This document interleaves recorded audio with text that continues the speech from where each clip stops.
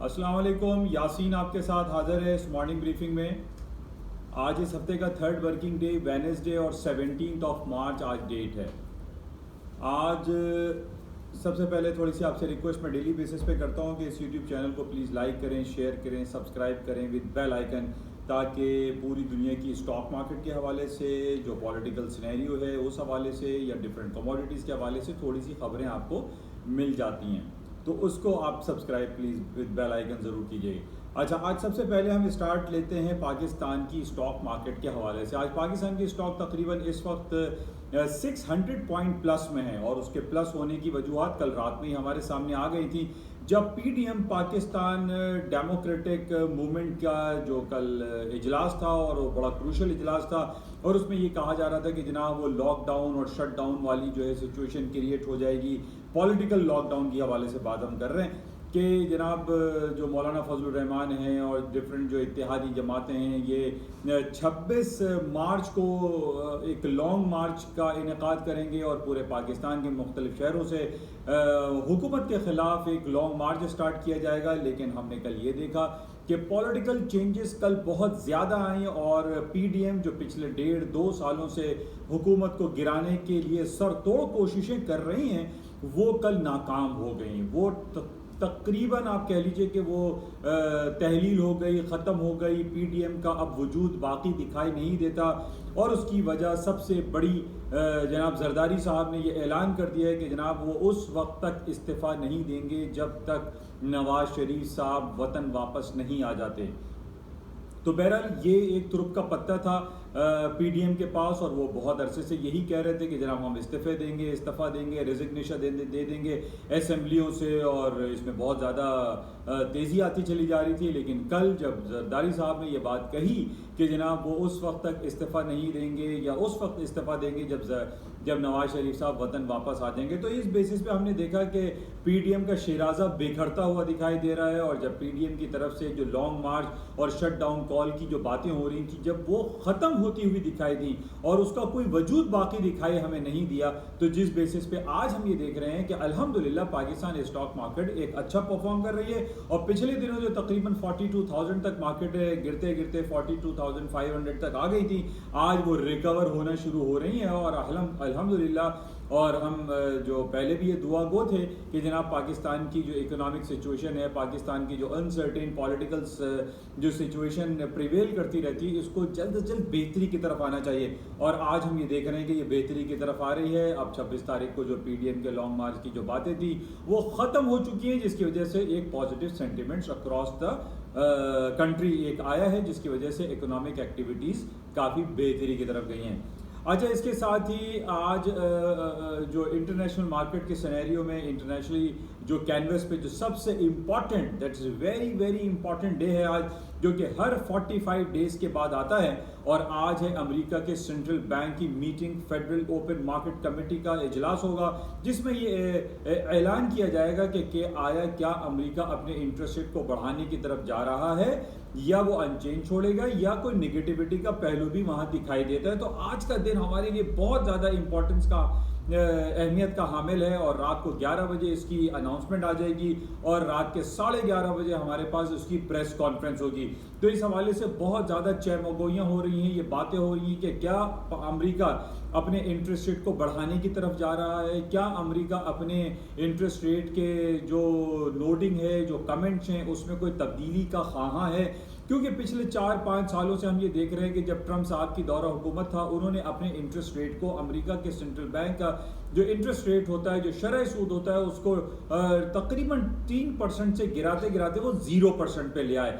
आज अमेरिका अपनी तारीख की कम तरीन सतह पर उसका इंटरेस्ट रेट चल रहा है और इसी बेसिस पे हम देख रहे हैं कि इंटरेस्ट रेट कम होने की वजह से लोगों का जो इंटरेस्ट डॉलर की तरफ है वो काफ़ी रिड्यूस हो चुका है और डॉलर में लोगों की इन्वेस्टमेंट कम से कम होती चली जा रही है, बिकॉज ऑफ कि इंटरेस्ट रेट जब ज़ीरो होता है या कम तरीन सतहों पर होता है तो लोग बैंकों में अपनी इन्वेस्टमेंट नहीं करते। और यही वजह है कि अमेरिका में डॉलर की परचेजिंग में लोग कम दिखाई दे रहे हैं। हम ये देख रहे हैं कि अमेरिका की जो स्टॉक मार्केट है, अमेरिका की जो मेन लाइन स्ट्रीम लाइन जो इंडेक्स हैं, S&P, डाउ जोन्स और नैस्डैक, वो अपनी तारीख की नई बुलंदियों को वो रोज़ाना की बुनियाद पर छूते और तोड़ते चले जा रहे हैं।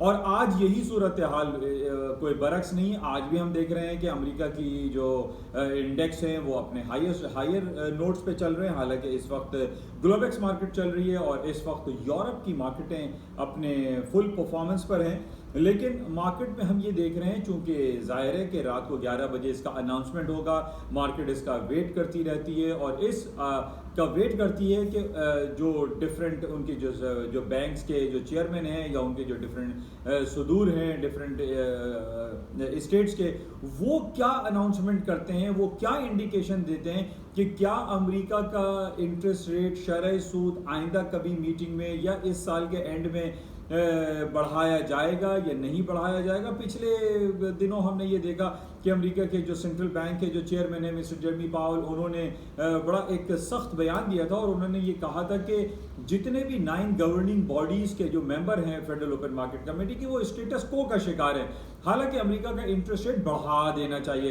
तो ये बहुत जबरदस्त और बड़ा इंपॉर्टेंट कमेंट था और इस बेसिस पे हमने देखा कि इनके इस कमेंट पे स्टॉक्स में डाउनफॉल आ गया था और डॉलर इंडेक्स में तेजी आ गई थी और इसी तरीके से गोल्ड की कीमतों में भी खातिर खा कमी वाकई हुई थी। तो आज हमें ये देखना है कि क्या पिछले दिनों जो 1.9 ट्रिलियन ऑफ डॉलर के इकोनॉमिक स्टिमुलस पैकेज को पास कर दिया गया, इस हुकूमत का पहला सबसे बड़ा मार्का था जो हमने देखा ट्रम्प साहब के बाद। ये बातें बहुत ज़्यादा होती रही कि जनाब अब डॉलर को स्ट्रॉन्ग साइड पे जाना चाहिए, डॉलर के इंटरेस्ट रेट को बढ़ाना चाहिए। लेकिन हम यहाँ कॉन्ट्रडिक्शन देख रहे हैं। हम ये देख रहे हैं कि एक तरफ तो आपने स्टिमुलस पैकेज अनाउंस कर दिया 1.9 ट्रिलियन ऑफ डॉलर का, और दूसरी तरफ ये खबरें भी बाजगश्त कर रही हैं कि अमेरिका आइंदा या आज अपने इंटरेस्ट रेट को बढ़ा देगा। अब जब इस किस्म की बातें आ रही हैं तो हम ये देख रहे हैं कि जो इकोनॉमिक सिचुएशन है वो वन कैंसिल अदर की तरफ जा रही है। यानी एक तरफ स्टिमुलस पैकेज दे के इकोनॉमी को सहारा दिया जा रहा है और दूसरी तरफ इंटरेस्ट रेट को बढ़ा के इकोनॉमी को डाउनफॉल करने की कोशिश की जा रही है। तो ये अभी एक बड़ा तजाद पाया जा रहा है। बट आई पर्सनली फील, जो मेरी अपनी स्टडीज हैं, जो मेरी एनालिसिस है, उन बेसिस से आई फील कि इंटरेस्ट रेट में कोई तब्दीली नहीं की जाएगी। इंटरेस्ट रेट वही 0 से 0.25% तक इंटैक्ट रहेगा। जिस बेसिस पे हम ये अभी भी जो रियलाइज कर रहे हैं, जो फील कर रहे हैं, उसमें हम यही देख रहे हैं कि स्टॉक मार्केटें ऊपर की तरफ हैं, गोल्ड की मार्केटें ऊपर की तरफ हैं और इसी तरीके से जो डॉलर इंडेक्स है उसके अंदर इतना पोटेंशियल एग्जिस्ट नहीं कर रहा है। उसकी वजह यही है कि इंटरेस्ट रेट बढ़ाने की कहीं कोई इंडिकेशन अवेलेबल नहीं है। पिछले दिनों भी मैंने आपसे ये कहा था कि अमेरिका के सेंट्रल बैंक या अमेरिका के जो गवर्निंग बॉडी की तरफ से जो अनाउंसमेंट होती है उसमें सिर्फ वादे, बातें, तज्जियात यही हैं। कहीं कोई अमली कदम अभी तक नहीं उठाया गया है कि अमेरिका अपने इंटरेस्ट रेट को बढ़ा दे। हमने अगर तारीख की पिछले दिनों में जाते हैं, हम देख रहे हैं कि 20-25 साल पहले अमेरिका का जो इंटरेस्ट रेट था, सेंट्रल बैंक का जो इंटरेस्ट रेट था, वो 11%, 12% तक होता था। तो आज हम देख रहे हैं कि अमेरिका का इंटरेस्ट रेट 0% पे। तो इन बेसिस पे अगर हम मवाजना करते हैं गोल्ड की मार्केट का, तो गोल्ड की मार्केटों में अभी तक पोटेंशियल एग्जिस्ट करता है कि ये ऊपर की तरफ जा सकती हैं, क्योंकि हम ये देख रहे हैं कि गोल्ड सिर्फ इंटरेस्ट रेट की बुनियाद पे ही नहीं बल्कि अमेरिका के जो डिफरेंट स्क्रिप्ट हैं, जो अमेरिका के फैंग ग्रुप है, अमेरिका की स्टॉक मार्केट में जो रजिस्टर्ड बड़ी बड़ी जाइंट कंपनीज हैं, उनकी स्टॉक में बहुत ज्यादा तेजी आ गई है, जिसका डायरेक्टली इंपैक्ट हम ये देख रहे हैं कि गोल्ड की मांग में भी इजाफा आया है। जैसे मैंने आपको पहले भी बताया था कि अमेरिका की जितनी भी हाई टेक कंपनीज हैं या ऑटोमोबाइल कंपनीज हैं, ऑटोमोबाइल इंडस्ट्रीज हैं, उनके अंदर गोल्ड, सिल्वर, कॉपर, जितने भी ये मेटल आइटम है, इनका इस्तेमाल खासा होता है। और इसी बेसिस पे हम ये अभी भी प्रेडिक्ट कर सकते हैं कि गोल्ड की कीमतों में इजाफा ही रहेगा, इसके अंदर कोई डाउनफॉल नहीं आएगा। बहरहाल ये आज हम देखेंगे रात के 11 बजे क्या अनाउंसमेंट आती है। इट्स अ वेरी इंपॉर्टेंट आज दिन है और इसको हमें बगौर देखना पड़ेगा। अच्छा, इसी बेसिस पे नॉर्मली हमने देखा है कि जब इंटरेस्ट रेट का अनाउंसमेंट की खबरें आने वाली होती हैं तो मार्केट एक रिलक्टेंट हो जाती है, मार्केट में कोई बड़ी मूवमेंट नहीं आती, मार्केट जो है वो थोड़ी सी इंटैक्ट रहती है, एक रेंज बाउंड मूवमेंट रहती है। तो बहरहाल आज भी हम यही देख रहे हैं, अभी सुबह से जो मार्केटें चल रही हैं उसमें कोई बहुत बड़ी मूव तो नहीं आ रही है, मार्केट अपने रेंजेस में चल रही है। तो बहरहाल it's a very important day है, आज FOMC के अनाउंसमेंट का सिलसिला है, तो बहरहाल इसको हम देखेंगे। अच्छा, एक ये हफ्ता मैंने आपसे पहले भी जिक्र किया था कि बड़ा भरपूर हफ्ता चल रहा है। आज जैसे FOMC अमेरिका की रिजल्ट है, कल हमारे पास बैंक ऑफ इंग्लैंड की अनाउंसमेंट रहेगा, बैंक ऑफ जापान भी इसी हफ्ते में चल रहा है। तो बहुत सारी खबरें हमारे पास जो है वो लगी हुई हैं इस हफ्ते के लिए। आज इस हफ्ते का तीसरा मिड वीक है आज, तो बहरहाल अभी 2 दिन बाकी हैं, उसमें हम देखेंगे कि क्या सिलसिला रहता है। लेकिन जहाँ तक गोल्ड की कीमतों का जिक्र, जैसे कि मैं काफ़ी अरसे से आपको करता चला हूँ कि गोल्ड के सुनने वाले मेरे ज़्यादा हैं। अच्छा, उसमें देखिए गोल्ड की कीमतों में अभी तक पोटेंशियल एग्जिस्ट करता है। उसकी जो बुनियादी वजूहात हैं वो मैं आपसे जिक्र करता रहता हूँ गाहे बगाहे। उसमें सबसे बुनियादी वजह अमेरिका के इंटरेस्ट रेट जो कि 0% पे चल रहा है, इसकी वजह से लोगों में सोना बाय करने का पोटेंशियल एग्जिस्ट करता है। और इसी तरह स्टॉक मार्केट में जो तेज़ी आई है उसकी वजह भी गोल्ड में तेज़ी गिरदानी जा रही है। अच्छा, इसके साथ हम देख रहे हैं कि बिटकॉइन की कहानी आपके सामने है। बिटकॉइन 62,000 यानी 61,700 तक चला गया। अभी दोबारा मार्केट $3-4 दोबारा नीचे की तरफ आई है, लेकिन पोटेंशियल एग्जिस्ट करता है। बिटकॉइन के पीछे अगर आप स्टोरी जाके चेक करते हैं तो आपको गोल्ड, सिल्वर और कॉपर की कहानियां मिलेंगी, जिस वजह से गोल्ड की कीमतों में अभी तक जो आई पर्सनली जो कि मेरी देखता रहता हूं, तो उसमें मुझे गोल्ड की कीमतों में डाउनफॉल दिखाई नहीं देता। टेक्निकल ग्राउंड पे पिछले दिनों जब मार्केट 1800 पे चल रही थी, मैंने आपसे जिक्र किया था कि 1765 और 1760 was a very important crucial supporting level था। उसके बाद मार्केट गिर गई और 1672 तक नीचे आई। लेकिन आज हम ये देख रहे हैं कि 1733 के लगभग मार्केट इस वक्त ट्रेड हो रही है और पोटेंशियल एग्जिस्ट करता है। टेक्निकल ग्राउंड पे इसका 1720 वाज अ वेरी इंपॉर्टेंट एक सपोर्टिंग एंड रेजिस्टेंस लेवल था। अभी सपोर्टिंग लेवल है। मार्केट में 1720 के स्टॉप प्लेस करके या 1715 के नीचे के स्टॉप प्लेस करके गोल्ड को बाय करना चाहिए। अच्छा, इसी तरीके से हम ये देख रहे हैं कि जो भी न्यूज़ आ रही है, यानी ये सिर्फ इंटरेस्ट रेट के हवाले से मैं आपको बता रहा हूँ, लेकिन अगर इससे हट के हम खबर देखते हैं, सीरिया, यमन, सऊदी अरेबिया में जो वॉर वाली सिचुएशन चल रही है, जो जंगी कैफियत हम देख रहे हैं कि रोज़ाना 10, 20, 50, 60 लोग यमन और सऊदी अरब के जो बॉर्डर्स हैं वहाँ पर कत्ल कर दिए जाते हैं, मार दिए जाते हैं। तो इस खलफशार की बुनियाद पे, इस टेंशन की वजह से, और प्लस दूसरी टेंशन सऊदी अरब के ये लाक हो गए कि जो बाइडेन ने ये कह दिया कि यमन के हवाले से हम सऊदी अरब की मदद नहीं करेंगे। ये एक बहुत ज़्यादा अंदर से बेचैनी वाली कैफियत सऊदी अरब के अंदर, जो वहाँ के फरमा रवा हैं, वहाँ की जो डायनेस्टी है, वो बहुत ज़्यादा एक प्लाइट में दिखाई देती है कि व्हाट इज़ हैपनिंग। और आइंदा नेक्स्ट फ्यूचर में सऊदी अरब के हवाले से अमेरिका की क्या पॉलिसी मुरतब होती है, एक बहुत बड़ा सवालिया निशान है। हम ये देख रहे हैं कि सऊदी अरब फाइनेंशियली कोलैप्स की तरफ जा रहा है, फाइनेंशियल क्रंच की तरफ जा रहा है। पिछले दिनों मैंने आपसे जिक्र किया था, तकरीबन 13,000 होटल इंडस्ट्री, एविएशन और मॉल्स और सारे शॉपिंग सेंटर्स वहाँ पे बंद पड़े हुए हैं। वहाँ पे लोग ज़ियारत के लिए, हज और उम्रे के लिए नहीं जा रहे हैं, जिसकी वजह से सऊदी अरब का जो सिचुएशन है, जो हालात हैं, वो बड़ा दगरगू हैं।